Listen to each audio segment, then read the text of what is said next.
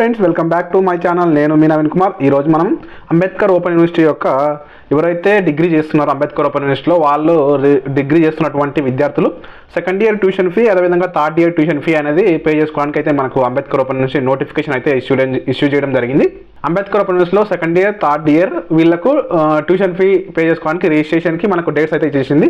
Date వచ్చేసరికి మనకు last date వచ్చేసరికి మనకు ఆగస్ట్ 18 అనేది మనకు మెన్షన్ చేయడం జరిగింది. ఆ డేట్ లోపల మనము రిజిస్ట్రేషన్ అయినా చేసుకొని ట్యూషన్ ఫీ అయితే పే చేయాలి. ఏ బ్యాచ్ వాళ్ళు అయితే అంబేద్కర్ ఓపెన్ యూనివర్సిటీలో డిగ్రీ చేస్తున్నారో వాళ్ళు సెకండ్ ఇయర్స్ ట్యూషన్ ఫీ, అదేవిధంగా థర్డ్ ఇయర్ ట్యూషన్ ఫీ ఏ విధంగా పే చేయాలి, అసలు ఏ బ్యాచెస్ ఎలిజిబుల్ ఈరోజు కంప్లీట్గా తెలుసుకోవడానికి ట్రై చేద్దాం.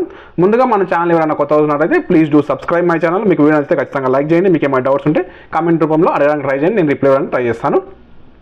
ఇప్పుడైతే మనము రిజిస్ట్రేషన్ ఏ విధంగా చేసుకోవాలి, థర్డ్ ఇయర్ కానీ అదేవిధంగా సెకండ్ ఇయర్ కానీ ట్యూషన్ ఫీ పే చేయడానికి ఏ విధంగా రిజిస్ట్రేషన్ చేసుకోవాలి, ఏ బ్యాచెస్ అయితే ఎలిజిబుల్, వాటి గురించి మనం డిస్కస్ చేసుకోవడానికి ట్రై చేద్దాం.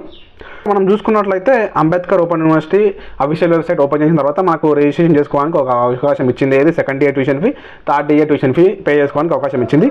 అసలు ఏ బ్యాచ్ ఎక్కడి నుంచి ఎప్పటి వరకు ఎలిజిబుల్ అనమాట. ఇక్కడ చూసుకున్నట్లయితే మనం ఇక్కడ చూడండి మనకి ఇక్కడ ఇచ్చారనమాట.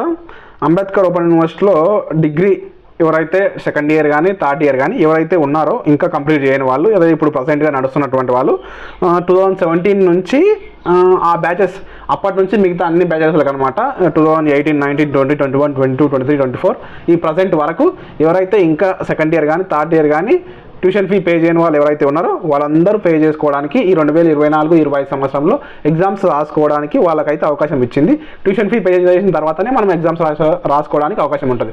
ఓల్డ్ బ్యాచెస్ ఎవరైనా సరే పే చేసుకోవచ్చు, అదేవిధంగా ప్రజెంట్ నడుస్తున్నటువంటి బ్యాచెస్ కూడా పే చేసుకోవచ్చు. 2018 నుంచి ఎవరైతే బ్యాచెస్ ఉన్నాయో అవన్నీ మనము రిజిస్ట్రేషన్ అయితే చేసుకోవచ్చు. ఇప్పుడు ఆ విధంగా మనము రిజిస్ట్రేషన్ ఏ విధంగా చేసుకోవాలి, ట్యూషన్ ఫీ ఏ విధంగా పే చేయాలి, వాటి గురించి డిస్కస్ చేసుకుందాం. ఇప్పుడు అంబేద్కర్ ఓపెన్ యూనివర్సిటీలో సెకండ్ ఇయర్స్ థర్డ్ ఇయర్స్ వాళ్ళ యొక్క ట్యూషన్ ఫీ ఏ విధంగా పే చేయాలో ఆన్లైన్లో సింపుల్గా మీ మొబైల్లోనే ఏ విధంగా పే చేసుకోవాలో ఆ ప్రాసెస్ మొత్తం మనం డిస్కస్ చేసుకుందాం.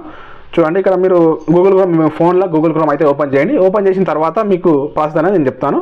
సర్చ్ బార్లో BRAOU ఆన్లైన్ అని సెర్చ్ చేయండి. ఇక్కడ ఉంది కదా, BRAOU ఆన్లైన్ సెర్చ్ చేసిన తర్వాత మనకైతే ఈ విధంగా ట్యాబ్ అయితే ఓపెన్ అవ్వడం జరుగుతుంది. ఈ విధంగా ట్యాబ్ ఓపెన్ అయిన తర్వాత మీరు ఇక్కడ BRAOU అని ఈ లింక్ పైన క్లిక్ చేయండి. నేను అఫీషియల్ వెబ్సైట్ లింక్ కూడా డిస్క్రిప్షన్లో ఇస్తాను. అదేవిధంగా ఫీ పే చేసేటువంటి మన రిజిస్ట్రేషన్ చేసుకునేటువంటి వెబ్సైట్ లింక్ కూడా నేను డిస్క్రిప్షన్లో ఇస్తాను. మన ఛానల్లో ఏదైనా సరే మనకు కావాల్సినటువంటి వెబ్సైట్ల లింక్ డిస్క్రిప్షన్లో పక్క ఉంటాయి. ఏ వీడియో కింద అయినా సరే ఆ వీడియోకి సంబంధించినటువంటి లింక్స్ అయితే ఉంటాయి. చూడండి, ఈ లింక్ పైన క్లిక్ చేసిన తర్వాత మనకు అఫీషియల్ వెబ్సైట్ అయితే ఈ విధంగా ఓపెన్ అవుతుంది. అఫీషియల్ వెబ్సైట్ ఈ విధంగా ఓపెన్ అయిన తర్వాత మనం కింది స్క్రోల్ చేసినట్లయితే ఇక్కడ మనకు ఆప్షన్ అయితే ఉంటుందన్నమాట. ఇక్కడ చూడండి, అడ్మిషన్ నోటిఫికేషన్ అయితే ఉందా. ఈ అడ్మిషన్ నోటిఫికేషన్ లోపల మనకి ఇక్కడ ఇచ్చారనమాట. చూడండి, registration for UG second year third year అనమాట. వాళ్ళకు ఎగ్జామినేషన్ ఫీ, అదే ట్యూషన్ ఫీ పే చేసుకోవడానికి అవకాశం అయితే ఇచ్చారు. మనం ట్యూషన్ ఫీ ఏ విధంగా పే చేయాలో దాని గురించి మనం డిస్కస్ చేసుకుందాం. చూడండి, ఈ లింక్ నేను డిస్క్రిప్షన్లో కూడా ప్రొవైడ్ చేస్తాను. ఈ లింక్ పైన క్లిక్ చేసేయండి. ఈ లింక్ పైన క్లిక్ చేసిన తర్వాత మనకి ఇక్కడ ఈ ట్యాబ్ అయితే ఈ విధంగా ఓపెన్ అవుతుంది. ఇక్కడ మనము సెకండ్ ఇయర్కి సంబంధించిన థర్డ్ ఇయర్కి సంబంధించిన ట్యూషన్ ఫీ అయితే పే చేసుకోవచ్చు. ఇప్పుడు మనం మొబైల్లోనే సింపుల్గా పే చేసుకోవడానికి అవకాశం. ఏ విధంగా రిజిస్ట్రేషన్ చేసుకోవాలి సెకండ్ ఇయర్స్ థర్డ్ ఇయర్స్. ఇక్కడ చూడండి, ఇక్కడ మనకు సెకండ్ ఇయర్కి సంబంధించినటువంటి ఇక్కడ అయితే సెకండ్ ఇయర్కి సంబంధించినటువంటి ఇది లింక్స్ అనమాట. అదేవిధంగా మనకి ఇక్కడ కింద స్క్రోల్ చేసినట్లయితే మనకు థర్డ్ ఇయర్కి సంబంధించినటువంటి లింక్స్ ఇక్కడ ఉన్నాయన్నమాట. ఈ లింక్స్ నేను డిస్క్రిప్షన్లో ప్రొవైడ్ చేశాను. అక్కడ నుంచి మీరు డైరెక్ట్ ఆ లింక్ పైన క్లిక్ చేస్తే ట్యాబ్లోకి అయితే రావడం జరుగుతుంది. ఇక్కడ నుంచి వచ్చి మీరు రిజిస్ట్రేషన్ చేసుకొని ఫీ అయితే పే చేయొచ్చు, ట్యూషన్ ఫీ. నేను ఇప్పుడు థర్డ్ ఇయర్ది చూపిస్తాను. సేమ్ థర్డ్ ఇయర్ది సెకండ్ ఇయర్ ఇదే విధంగా ఉంటుంది ప్రాసెస్ అయితే ట్యూషన్ ఫీ పే చేసుకోవడానికి.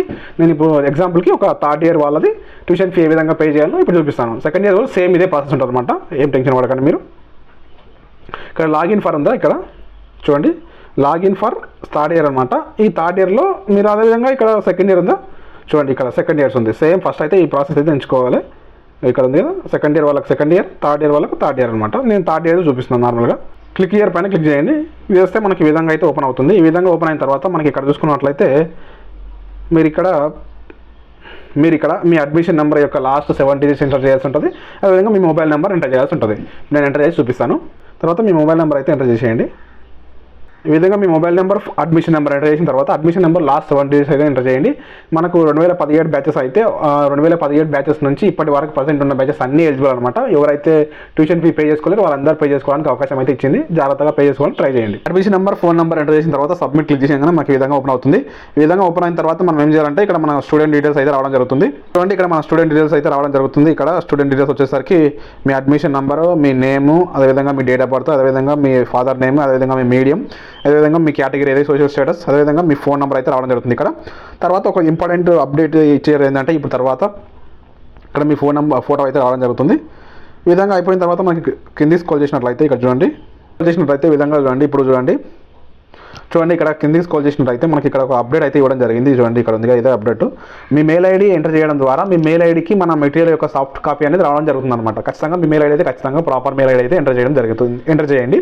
ఇక్కడ చూడండి మెయిల్ ఐడి ఎంటర్ చేసిన తర్వాత మనకి ఇక్కడ చూసుకున్నట్లయితే మనము ఇప్పుడు థర్డ్ ఇయర్, ఇప్పుడు మనమైతే థర్డ్ ఇయర్ ట్యూషన్ ఫీ గురించి చూపిస్తున్నాం. అదేవిధంగా same second year tuition fee కూడా అదేవిధంగా ప్రాసెస్ అయితే ఉంటుంది. ఇప్పుడు ఇక్కడ చూసుకున్నట్లయితే థర్డ్ ఇయర్ ఎవరైతే ఉన్నారో వాళ్ళకు 5th సెమ్, అదేవిధంగా 6th సెమ్కి 5th సెమ్కి ఇప్పుడే సబ్జెక్ట్స్ అయితే ఎంచుకోవడం జరుగుతుంది అనమాట. ఎంచుకోమని చెప్తుంది.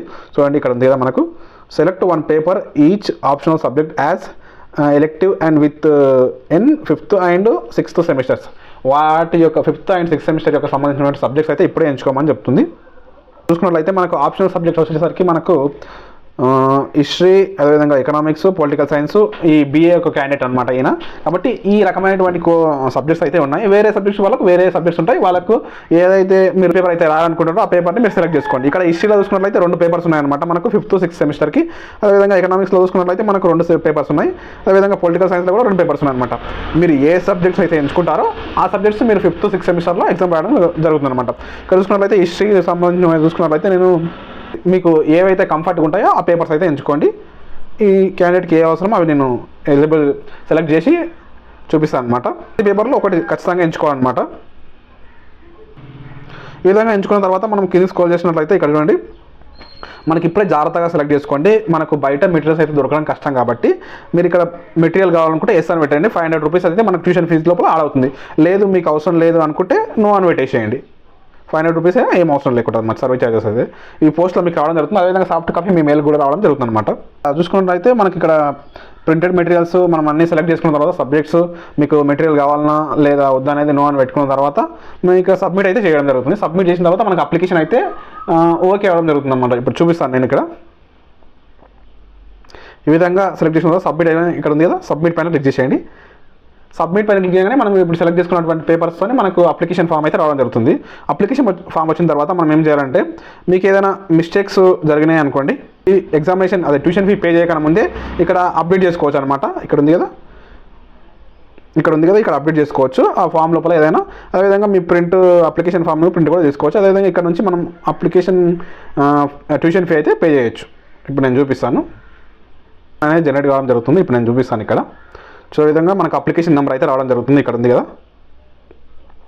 ఇది అప్లికేషన్ నెంబర్ అనమాట. ఇది జాగ్రత్తగా ఉంచుకోండి, రాశానా మీరు ఉంచుకోండి. జస్ట్ నార్మల్గా స్క్రీన్ షాట్ అనేది తీసి ఉంచుకోండి. కానీ మీరైతే పక్కా అయితే మీరు నోట్ చేసుకోవాల్సి ఉంటుంది. నెంబర్, డేట్ ఆఫ్ రిజిస్ట్రేషన్, ఈ విధంగా మన అప్లికేషన్ ఫామ్ యొక్క డీటెయిల్స్ అదేవిధంగా అన్నీ రావడం జరుగుతుంది. మనం ఎంచుకున్నటువంటి పేపర్స్ అన్నీ రావడం జరుగుతుంది. మన ట్యూషన్ ఫీ కూడా ఇక్కడ చేయడం జరుగుతుంది అనమాట. ఇక్కడ మనం అప్లికేషన్లో ట్యూషన్ ఫీ పే చేసిన తర్వాత స్టేటస్ అయితే పేడ్ అని వస్తుంది. మనం ఇంకా పే చేయలేం కాబట్టి అన్పేడ్ అని రావడం జరిగింది. ఇక్కడ చూడండి మనం ఇక్కడ ప్రొసీడ్ టు పేమెంట్ని క్లిక్ చేస్తే మనం డైరెక్ట్ ఆ ట్యాబ్లోకి తీసుకెళ్తుంది. లేదు మీరు బ్యాక్ వెళ్ళి అప్లికేషన్ నెంబరు అదేవిధంగా మీ ఇవన్నీ ఎంటర్ చేసి పే చేస్తామంటే కూడా వస్తుంది. నేను ఇప్పుడు చూపిస్తాను. ప్రొసీడ్ టు పేమెంట్ అని క్లిక్ చేస్తున్నాను.